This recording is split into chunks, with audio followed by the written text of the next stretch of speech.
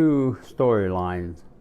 One of them is the spiritual creation, which talks about coming into existence in the first world, and then second world, and then here in the third world, and in the future being the fourth world. That's one storyline.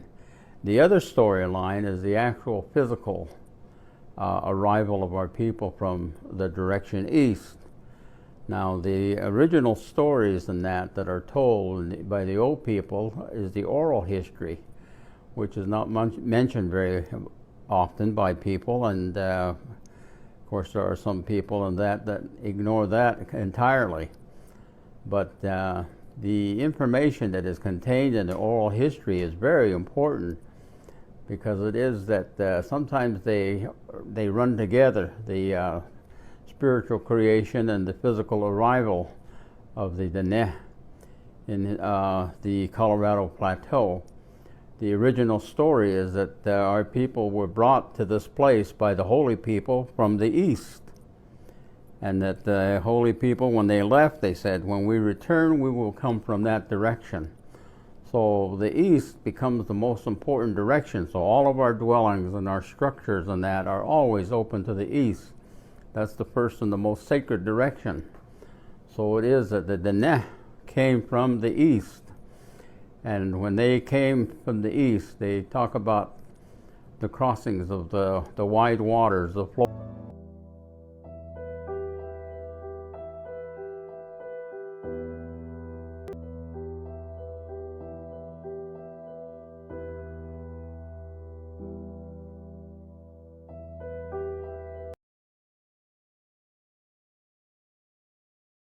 His credentials are impeccable. The Crespi Ancient Artifact Collection of Cuenca, Ecuador, compiled by Glenn M. Chapman, 1998. Father Carlo Crespi, who comes from Milan, has lived in the small town of Cuenca, Ecuador for more than 50 years. He is a priest of the Church of Maria Auxiliadora. Crespi was accepted by the Indians as a real friend. They used to bring him presents from their hiding places. Finally, the father had so many precious objects stored in his house and the church that one day he received permission from the Vatican to open a museum. This museum in the Salesian school at Cuenca grew and grew until in 1960 it was one of the biggest museums in Ecuador, and Crespi was recognized as an archaeological authority. Again, an archaeological authority. But he was always been a rather embarrassing servant of his church, for he asserts vehemently that he can prove that there was a direct connection between the old world, Babylon, and the new world, pre-Inca civilizations. Again, Father Crespi, who lived amongst the Indians in Ecuador, who was collecting all this artifact, archaeological stuff they were giving him, right? Who had evidence and proof because he was seeing it, he was living it, said he had proof that there was a direct connection between the old world Babylon and the new world pre-Inca civilizations. And that goes right against prevailing opinion. On 20th July 1962, there was an act of arson and the Father's Museum was burnt down. What Father Crespi managed to salvage was housed in two long narrow rooms, which were in a terrible, muddled brass, copper, sheet, metal, zinc, tin, and stone, and wooden objects, and in the midst of them all pure gold, sheet gold, silver, and sheet silver. Eric Van Danken, in his book Gold of the Gods, says, in this treasure, let the Vatican Grail guardian Father Crespi of Cuenca be the key witness to the pre-Christian origin of the metal treasures. He said to me, everything that the Indians brought me from the tunnel dates to before Christ. Most of the symbols and prehistoric representations are older than the flood. Older than the flood. We're talking about antediluvian, right? Ancient times before the flood. Father Crespi has partially stacked his metal plaques by motives. For example, those with pictures of pyramids, antediluvian pyramids in America. I took a close look at more than 40, and some of them are reproduced in this book. All the pyramid engravings have four things in common. A sun, but more frequently several suns, is depicted above the pyramid. Again, a sun above the pyramid. What do we know that as? Snakes are always flying next to or over the pyramid. Snakes, or are we talking about dragons? Flying serpent, Quetzalcoatl? Again, snakes are always flying next to or over the pyramid. Animals of various kinds are always present. Note the human hand with the eye in the palm. Well, it turns out this is not from Africa or the Middle East like you might think. It's from Native American Mississippian culture, and this was one of the predominant symbols in their art, specifically the art of the cosmos. So let's dig in on why a hand and eye combination was one of the most important symbols in Mississippian culture. By the way, you'll notice on that large stone disc, the one we're going to look at today, and this one, that the hand is surrounded by two serpents, rattlesnakes specifically. We'll get into all that and keep it all pretty brief, but first let's touch on Mississippian culture. Mini recap for some of you, but the most influential and complex Native American society in the eastern half of the United States, best remembered for building these mounds, and there were communities built around these and with these. So really something that reminds us more of maybe Native society in Mexico than what we tend to think of as Native American society in what is now the United States. So very hierarchical, city-state, if you will, kind of settlements. The largest of these has a base wider than that of the Great Pyramid at Giza. This was a warrior culture, or at least war was a big part of it. Objects with this symbol have been found at burial sites that included weapons, and it was even represented on actual weapons themselves. Now, that doesn't mean this was like a symbol of war. Think of it more like kind of Crusader-era Christianity with, the cross being on the shield, things like that. It's your society's overarching worldview and mythos being displayed everywhere, including on your weapons. Here's a map indicating how far-flung Mississippian culture was. This included complex trade routes that took objects across vast swaths of the country. And now back to this. We are probably, have to say probably, looking at a representation of the pathway that souls take after death. Like some cultures from other parts of the world, Native Americans, or at least these, believed that your departed soul went along the Milky Way. The hand itself is most likely a representation of a part of what we would call Orion, right? They had a different constellation that only used some of the stars from Orion. But you've got that celestial spot and gateway represented. A log stone. A black piece of slate, actually it's alabaster, but there's alabaster all over the world. Very soft, black sandstone with a priestly figure and characters on every single surface. A few of these letters look like standard Hebrew, but most of them don't. But working from the clue that a few of them look like standard Hebrew, John McCarty, again, that was Episcopalian minister in Newark, was able to decipher the rest of the letters and discover that the text here is basically an abridged version of the Ten Commandments or Decalogue, written in Hebrew language, but in this funny alphabet. And over the head of this robed and bearded figure is the name Moshe, or Moses in Hebrew. So presumably this is Moses giving the Ten Commandments. Well, the alphabet that's used on a Decalogue stone is actually one of its most interesting peculiarities. Well, this chart compares the standard Hebrew alphabet to the alphabet that appears on the Decalogue stone. This column here is basically standard Hebrew letters, and these are the Decalogue letters. About half the letters here are basically standard Hebrew. You can see the bet is basically the same, the dalet is basically the same, the hey is basically the same, and so forth. But perhaps half of the letters are very unusual, in fact, essentially unknown as Hebrew. I wouldn't be interested in these things if I didn't think they had a very good chance of being authentic. I'm not a Hebrew scholar myself, but these things have got me interested enough that I've learned a little bit about the Hebrew alphabet and something about the history of the Hebrew alphabet. Frankly, I think that Newark, Ohio, at one time, was sort of a Mecca or Jerusalem kind of place. a place to which one would come for great religious events, a place to which one would bring the remains of the famous people, just as we will take people to Rome to bury them in St. Peter's Basilica. I think people were brought here, and that these are perhaps mementos, talismans, or something associated with famous people. This is the Decalogue stone with the 10 Commandments written on it on all sides of it. And this is a stone box that the Decalogue was found in. Okay. So when it was found, it was enclosed in this box and you couldn't even see the stone inside. The box is carved out inside exactly to fit the Decalogue stone. Well, who's that guy? Well, this figure here on the front that's wearing a robe and a turban and holding either tablets or a breastplate, and over his head in these Hebrew letters it says Moshe or Moses. Oh. So must be Moses. Okay, that's Moses, all right. Who delivered the 10 Commandments. 10 Commandments, okay, well. It seems to pass the scrutiny of the skeptics as far as the Hebrew text in the language, so now I'd like to try to add some evidence to this whole discussion.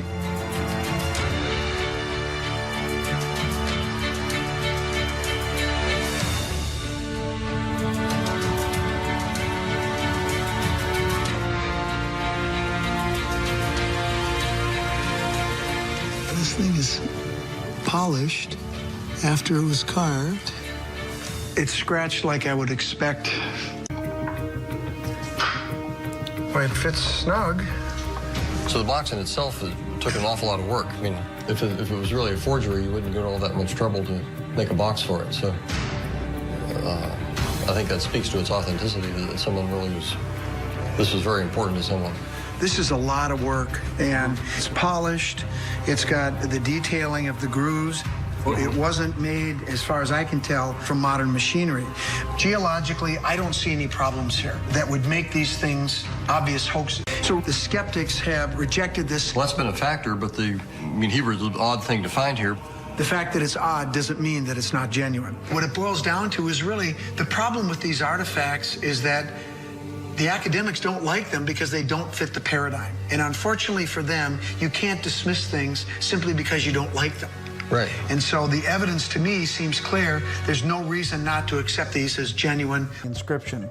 But we haven't really talked about what it says.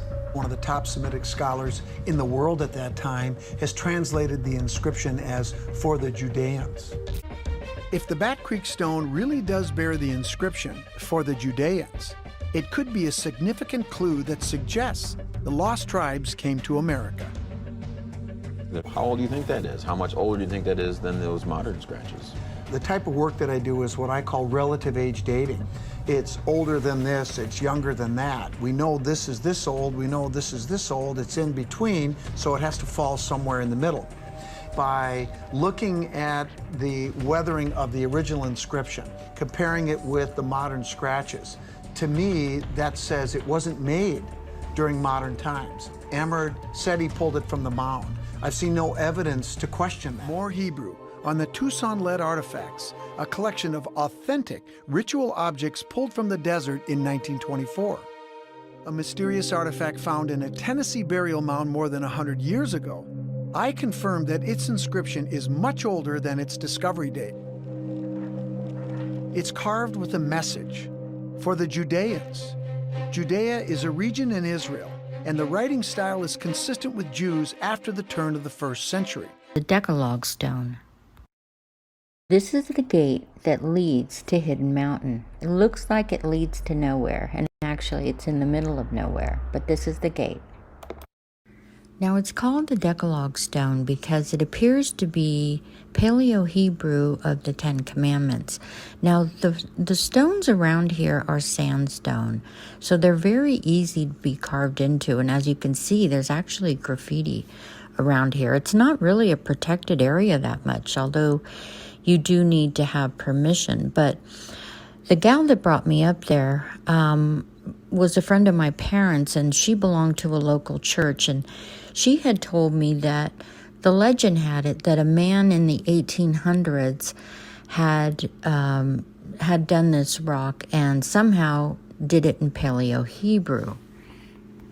which I found a little strange because I had been doing a little bit of research into the area before I visited, and it's located on the Isleta Reservation, and they say it was already there when they got there. Now, if that's true, and I do believe it is true, and I don't know why archaeologists, researchers, historians very rarely just ask the people that live in those areas about the sites that they're researching. The Isleta Pueblo is one of the largest pueblos in New Mexico. It covers about 329 square miles, and it was established in the 1300s. Even the San Augustine Mission was founded there in 1613, so that's still hundreds of years before 1800, when the legend said somebody had written that on a rock. Now, the missionaries were there to convert the Native Americans. So even if they used that rock and the surrounding areas as some kind of a teaching method, they wouldn't write it in Paleo-Hebrew. And also, like I said, it's still about 200 years before the 1800s. And the natives said it was there when they got there, way before the 1300s. I was soon to find out just how old not only that rock was, but the entire site. And most people don't know that that entire site is filled with petroglyphs. And there's an amazing history to the site that I found out not much later. As we climbed to the top, right away I could see that there were outlines of ancient settlements, and there was this rock pile that was carved out in the center, and all around it were these flat rocks that were burnt. And I could tell right away, I said, this is an ancient altar. And it turns out I was right. Now, from his book, these are pictures from his book, he shows a site map written out of the entire mountain site, which includes, now at a later date, this top of this mountain was used for a military post during the World War II. And he shows here where the stone is with the inscriptions of the Ten Commandments. Also, there's a gate entrance there that has writing. And then if you go towards the top, there's a zodiac at the top, and that'll become very important. I'll show you that on the next page. And that will really show the date of when this complex was inhabited. Now, one of the inscriptions on another rock shows Yahweh Eloheinu, which means Yahweh, great Yahweh. There's also a Haikel Betine, which means the temple, and holy temple, and then also holy altar of Yahweh. Now, besides the Decalogue stone, this stone, known as the Los Lunas Eclipse stone, is one of the most important as far as dating the original settlement of the site. Well, in ancient times, settlers would map the skies to keep track of days and months for harvest times, etc. So the minute they settled the site, they would map the sky as it looked when they settled it or when they left.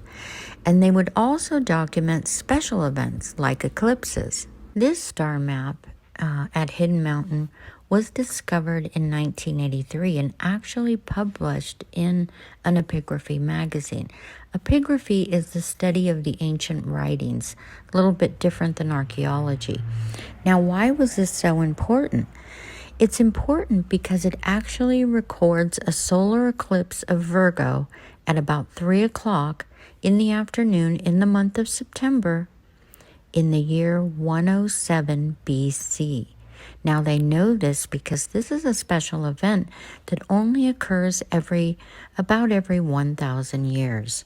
Now, using a computer program, modern archaeoastronomers can use these maps. This is a very detailed map, and it's almost intact. There were some pieces broken off they had to put together.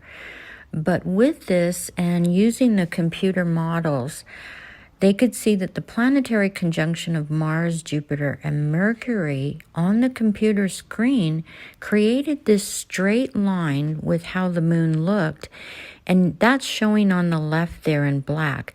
And if you look at the Los Lunas symbol, it's amazing how it sees the same thing. That's how they drew it, and here it's overlapping in Virgo.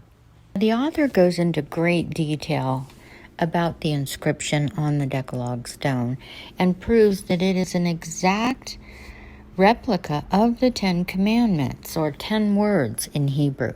He has many charts that show the paleo to what is written on the stone, and there's no way that this was done sometime in the 1800s by a man trying to prove some kind of a hoax, especially with all the other evidence.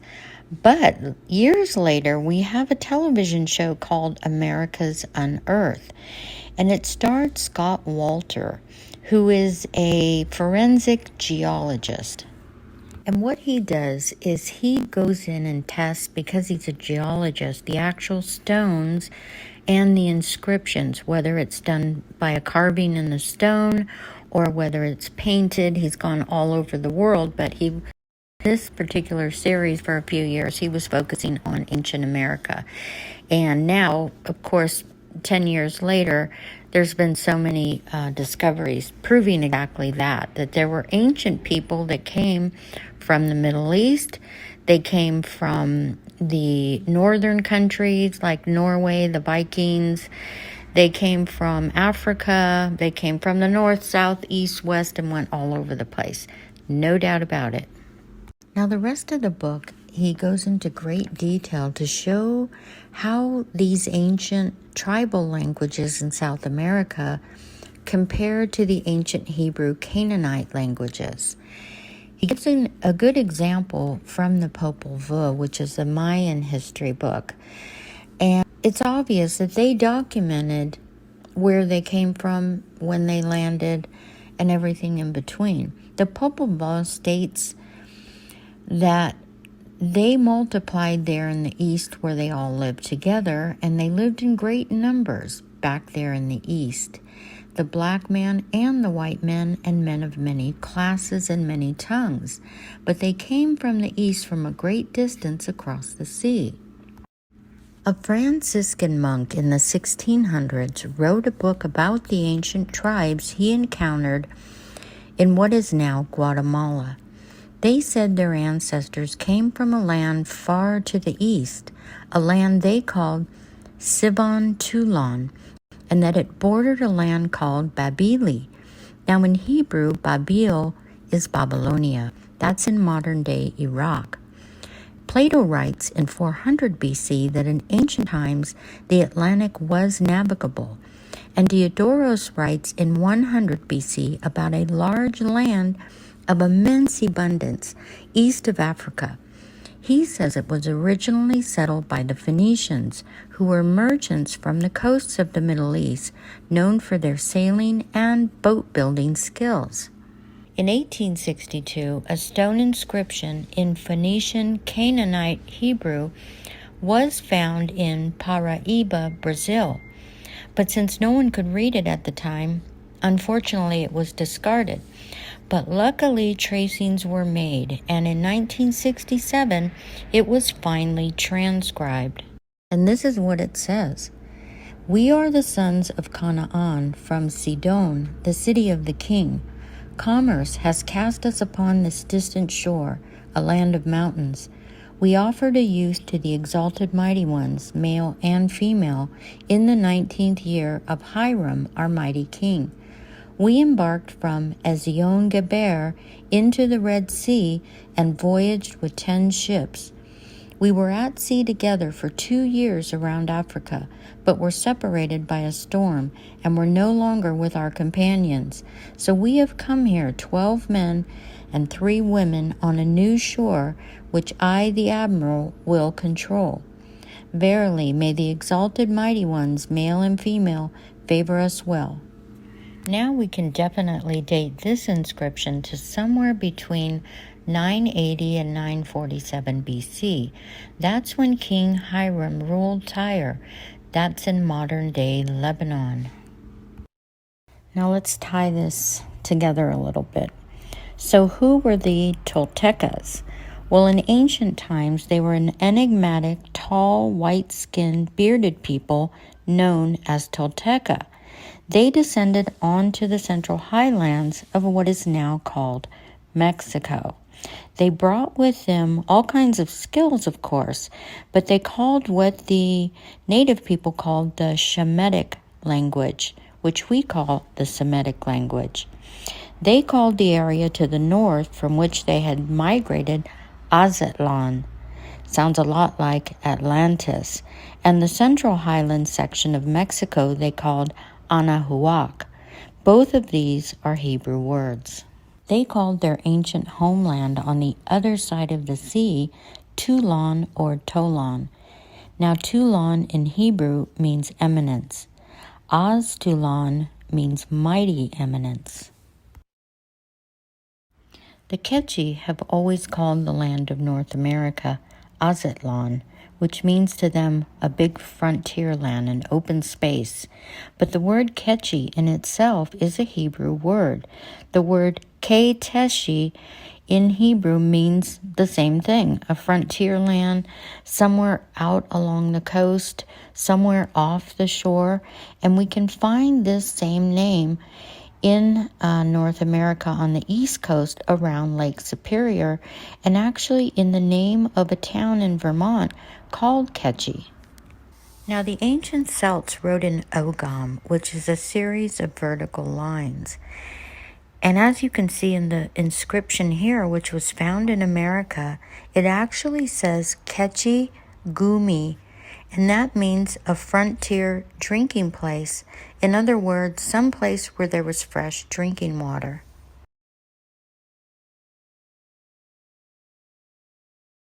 Here's an example of pre-Viking Shemitic influence in the New World, from America to Central America.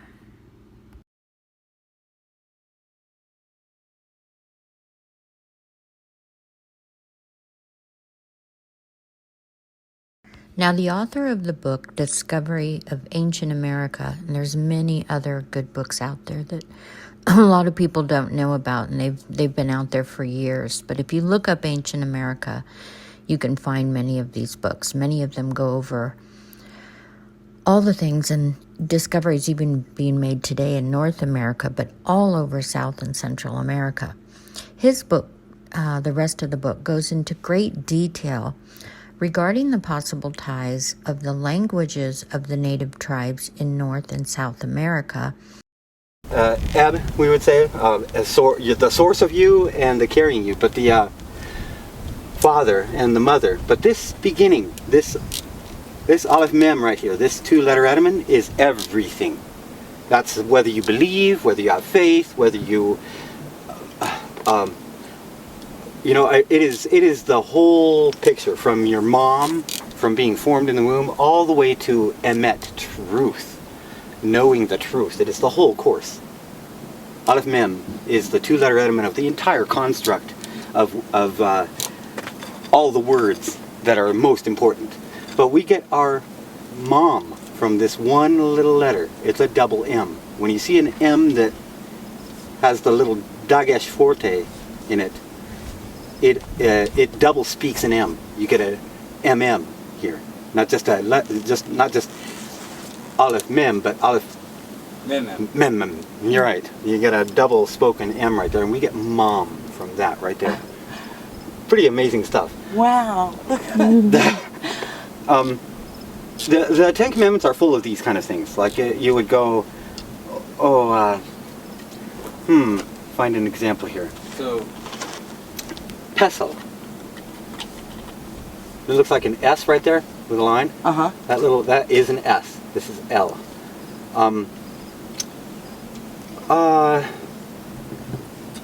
Stumbling block.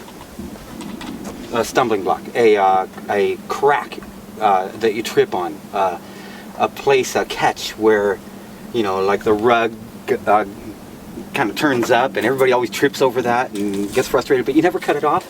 That's as bad as this right here. Idle. Not do, not law. There you go. The opposite of God. God is always The other one. Aleph Lamed. And you'll see a whole bunch of them here. Wherever God is. Like here you go. Aleph Lamed. El, Elah, Elohim. That's the common word, Elohim, gods. It says not exist. Not he exists. There's the possessive of it. Not he exists, gods. He isn't multiple gods. He isn't even a trinity.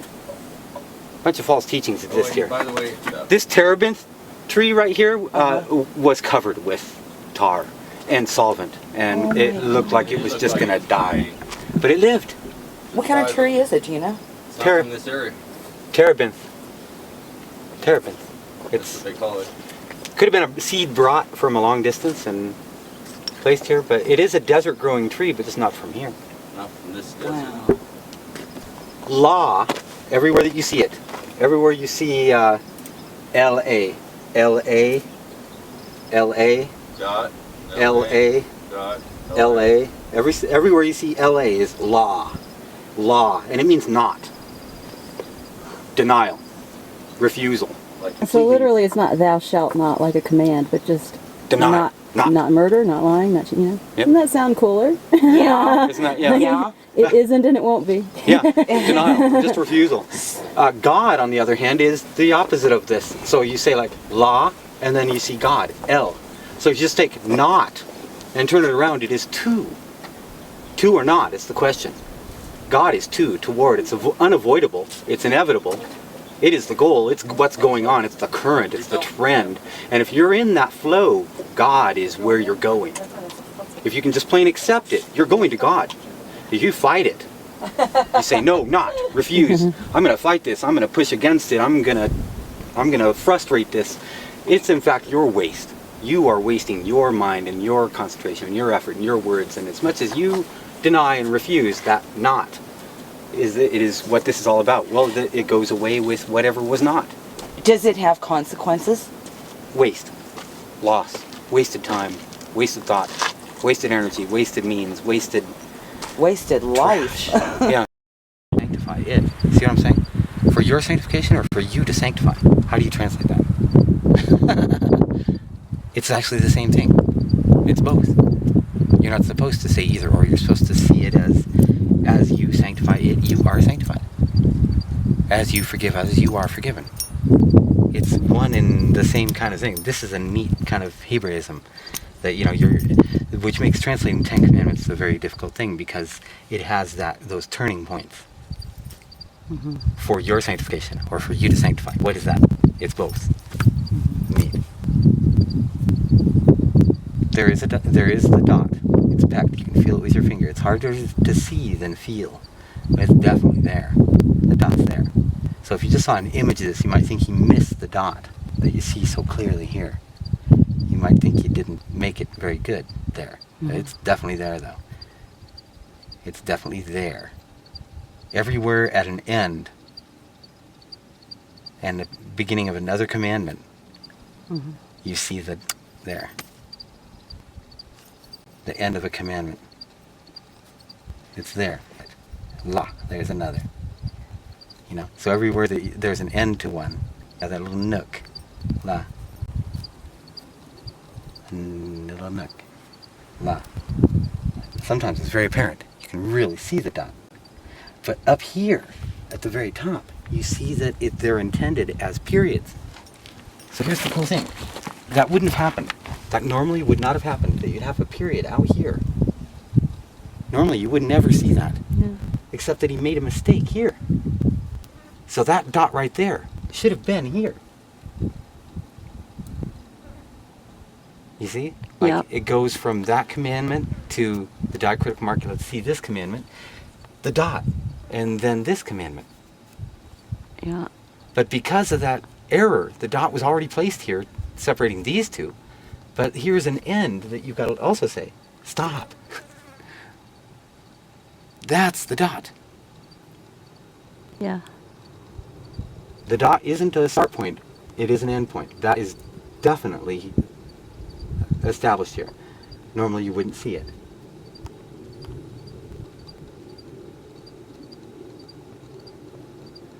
This one seems to have one too. It's the very end of it. And it seems to have one. But I'm wondering if somebody didn't try to make that, because it doesn't feel like the other ones. This one feels like somebody came through and scratched it.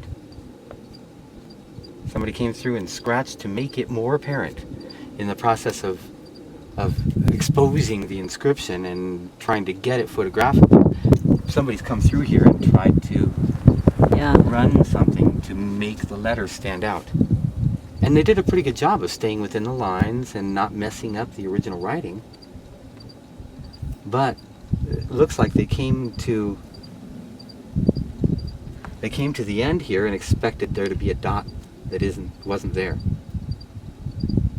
Because that's really the not like the others that are very definitely there. You can really feel the divot for them. I mean, you can even see the marks where when he's using a chisel and he's having to kind of asterisk to get the effect of that dot. He's really having to bang out, and he gets the starring kind of effect. And they're all very definitely big and starred out. Not this one. This one looks like somebody just took something and turned it. Like, you know, take something and just twist it. But it is interesting that that's not really so erroneous, because it is at the end that is supposed to be. At the end of a sentence is the dot. But unless you're separating words, it's not necessary. Mm-hmm.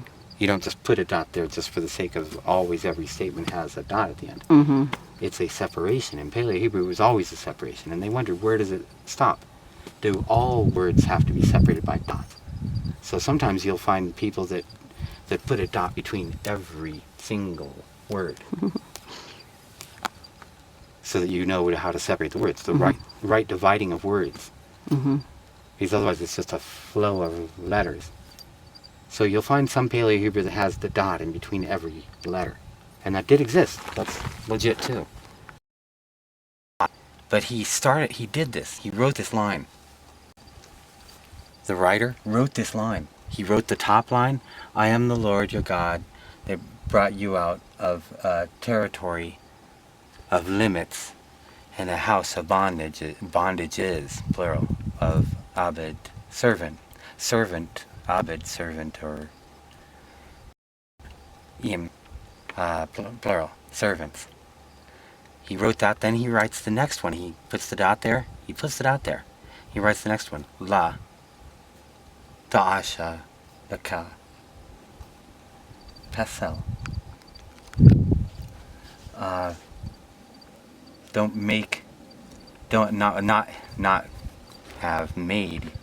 Not have made to you a hang up.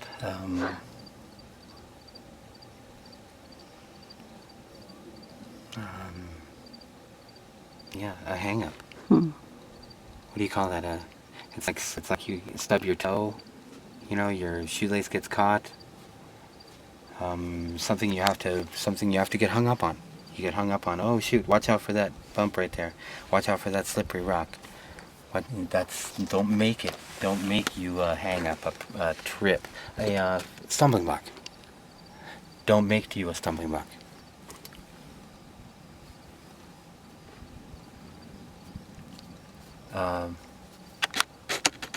To you. Can you see that? Yeah. La, do, ka, you. To you. Look at that samik. That samik? Yeah. He looks like an S. There's a line. It's so interesting how it's almost it's an S with a line. That is a unique samik. I haven't seen one anywhere else. That samik is unique. Again, a dot. He starts writing again. He keeps on going. somewhere along the line here, he realizes, oh shoot, I forgot a commandment. I forgot a commandment. I just went from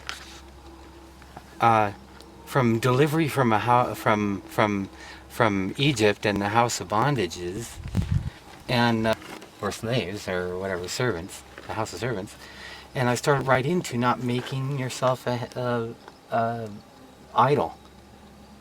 You know, I started right into that, and then he realizes somewhere along the line. At what point? Like he looks like he continued to write. Not to take up, not to uphold. Et down here, that's missing. The aleph is gone. The ta is there. Et Shem, Yahweh, the name of the Lord. Don't take up the name of the Lord. Yeshua, for not.